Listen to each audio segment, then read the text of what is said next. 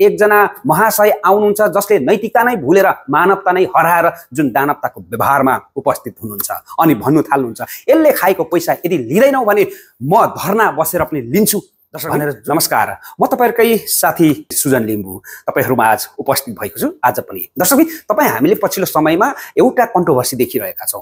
सामाजिक सञ्जालमा यत्रतत्र सर्वत्र छरिरहेको छ, तपाई हामीले देखिरहेका छौं। हो, एकजना विदेशी नागरिक जो एउटा हाम्रो नेपालमै अत्यन्तै रमाइलो गरिरहेको ठाउँ जहाँ पिकनिक खाइरहेको ठाउँमा उहाँ पुग्नुहुन्छ। त्यसपछि उहाँले त्यहाँ खानेकुरा माग्नुहुन्छ र एकजना चेलीले दिनुहुन्छ। चेलीलाई म सम्मान गर्छु।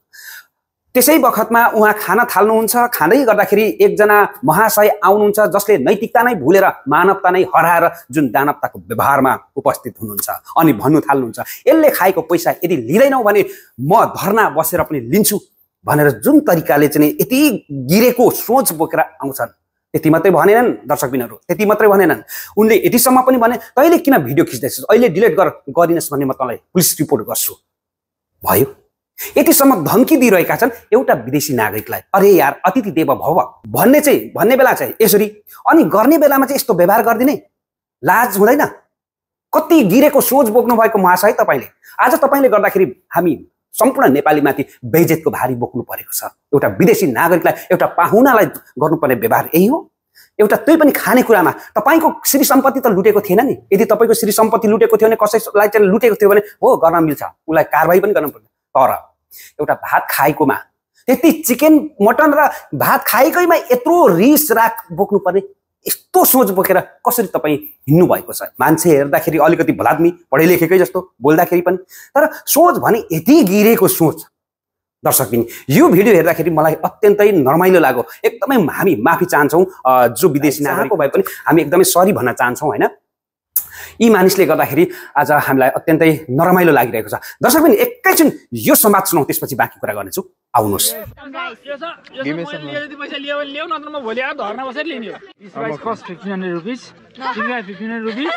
Pay it, otherwise you have to wash all the dishes. First thing is you have not taken my consent to record, so I am going to sue you. You have not taken any consent to record that. You did. Sir, you did. Like I'm trying. I'm just trying to eat. All right, I'll leave. I'll pay for it. Don't worry. पक्कै पनि तपाईले देखि पनि हाल्नुभयो, सुनि पनि हाल्नुभयो। हेर्नुस् त, यिनी मानवता हुन् कि दानवता हुन्? नैतिकता खोइ, मानवता खोइ।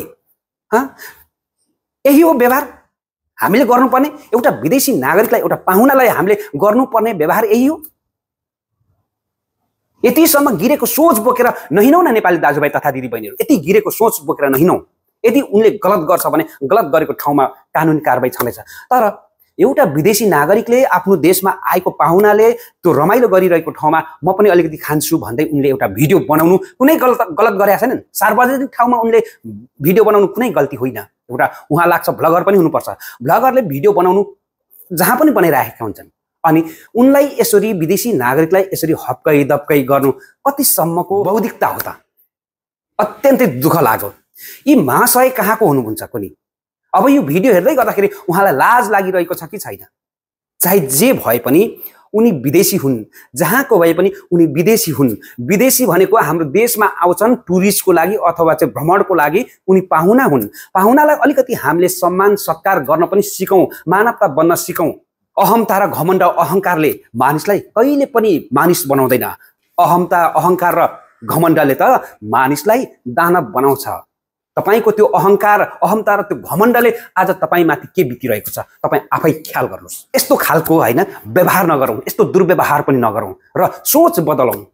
अलिकति खानेकुरामै त्यतिसम्म गाली गरिरहँदाखेरि आज तपाईको अनुहार विश्वले हेरिरहेको छ।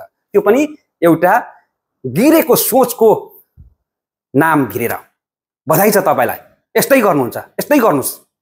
मानवताको ठाउँमा दानव भएपछि दानवले गर्ने नै व्यवहार यही हो। तर सम्पूर्ण दाजुभाइ तथा दिदीबहिनीहरू तपाईँ हामीले यस्ता व्यवहार कहिले पनि नगरौँ। एउटा विदेशी नागरिकलाई सम्मान गरौँ, माया गरौँ। जहाँ कि एउटा विदेशी नागरिकहरू चाहिँ पर्यटनको लागि हाम्रो देशमा भित्रियोस्, जहाँ उनीहरू सहज रूपमा हिँड्न सकोस्, जहाँ उनीहरूले चाहिँ प्रशंसा नै प्रशंसा गरोस्, ताकि अरू टुरिस्ट पनि भित्रन सकोस्। त्यस्तो वातावरण बनाऊ। यी यस्ता खालका गए गुजरेका सोच बोकेका, गिरेका सोच बोकेका केहीले गरेर बदनाम त भइ नै हाल्छ, बदनाम त भइ पनि सक्यो। तर सोच बदलौँ दर्शकबिन। यति भन्दै म तपाईहरुकै साथी Limbu vlog for you Sujan Limbu बिदा हुन चाहन्छु। हवस् त, नमस्ते।